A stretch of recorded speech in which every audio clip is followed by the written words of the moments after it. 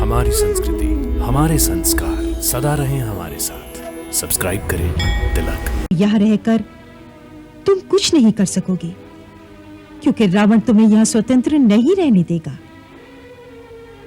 इसलिए पहला कार्य तो ये करो कि अतिशीघ्र यहाँ से चले जाओ। लंका से बाहर जाकर सोचो कि तुम लंका की निर्दोष प्रजा की रक्षा कैसे कर सकते हो, किसकी सहायता लेकर कर सकते हो।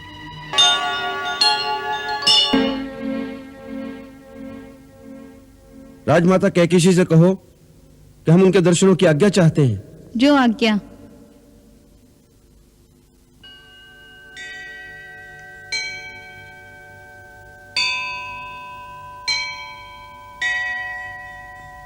राजमाता जी की जय हो। क्या है? आपके छोटे पुत्र विभीषण जी दर्शनों की आज्ञा चाहते हैं। उन्हें बुलाओ।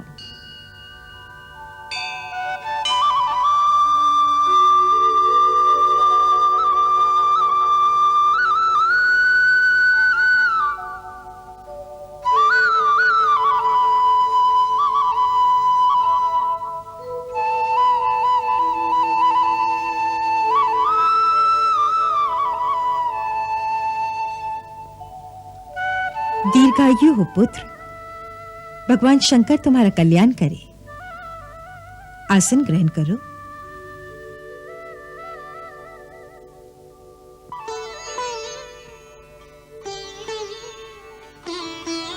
मां, मैं एक गंभीर समस्या के समाधान के लिए आया हूं। मेरा मार्गदर्शन करो माता। बहुत अस्थिर चित्त से बात कर रहे हो। ऐसी क्या बात हो गई है वत्स? बड़े भैया महाराज रावण ने मुझे देश निकाला दे दिया है। रावण ने तुम्हें देश निकाला दे दिया है? क्यों? आज दरबार में उन्होंने मेरा बहुत अपमान किया। क्यों? मैंने अपने मतानुसार उन्हें परामर्श दिया कि प्रथम तो सीता का हरण करना ही उचित नहीं था। एक परस्त्री को उसकी इच्छा के विरुद्ध अपने घर में रखना धर्म विरुद्ध है। वो पतिव्रता स्त्री है। मां, इस पाप के कारण लंका का विनाश हो जाएगा। उधर श्री राम किष्किंधा के महाराज सुग्रीव की सहायता से एक विपुल वानर सेना को लेकर लंका की ओर बढ़ रहे हैं, और इधर हमारे मंत्री उन्हें परामर्श दे रहे थे कि राम और लक्ष्मण की कोई चिंता न करें, हमारे राक्षस सेना सहित उनका अंत कर देंगे। परंतु मैंने उन्हें कहा कि जिनका दूत हनुमान अकेले ही सारी लंका को जलाकर राख कर गया है, उनकी शक्ति को कम नहीं समझना चाहिए। एक स्त्री के लिए किसी शक्तिशाली शत्रु से लड़ाई नहीं मोल लेनी चाहिए। हमें देवी सीता को सम्मान के साथ उनके पति के पास पहुंचा देना चाहिए। उन्हें यह मत नहीं भाया। मैंने अपना मुकुट उनके चरणों में रख दिया कि भैया, केवल अपने हट के लिए लंका का विनाश न करो। परंतु उन्होंने पैर की ठोकर से मेरा मुकुट दरबार में फेंक दिया और मुझे लंका से निकाल दिया। ये रावण ने अच्छा नहीं किया, परंतु इसके पश्चात तुम्हारे लिए और कोई उपाय नहीं है। राजा की आज्ञा है, तुम्हें जाना ही पड़ेगा। मां, इस समय ये संकट उन पर तो आया ही है, परंतु उनके कारण सारे देश पर संकट की छाया पड़ रही है। ऐसे समय में मैं अपने देशवासियों को संकट में छोड़कर कैसे चला जाऊं? अपनी प्रजा के प्रति सारे राजकुल का उत्तरदायित्व होता है। इस समय जाने से देशद्रोह नहीं होगा। यदि यहां रहकर तुम प्रजा की रक्षा कर सको तब तो तुम्हारा जाना उचित नहीं होगा, परंतु यहां रहकर तुम कुछ नहीं कर सकोगे, क्योंकि रावण तुम्हें यहां स्वतंत्र नहीं रहने देगा। इसलिए पहला कार्य तो यह करो कि अतिशीघ्र यहां से चले जाओ।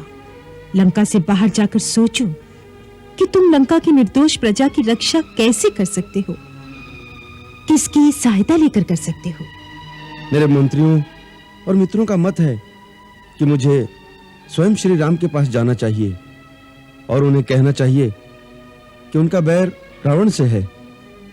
उनके कारण लंका की निर्दोष प्रजा को दंड न दिया जाए।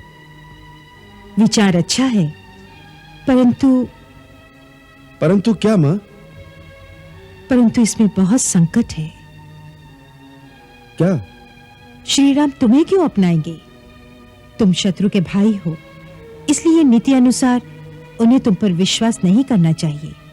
उन्हें तुम्हारे साथ वही बर्ताव करना चाहिए जो वो रावण के साथ करेंगे। तो दूसरा उपाय क्या है?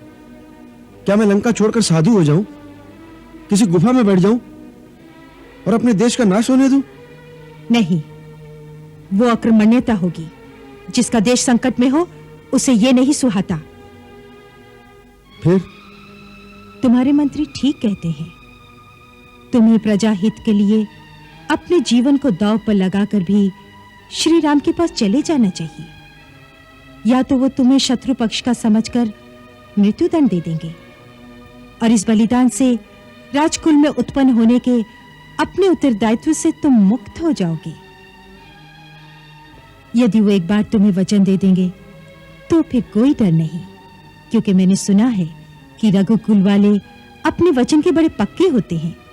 प्राण दे देंगे परंतु अपना वचन झूठा नहीं होने देंगे।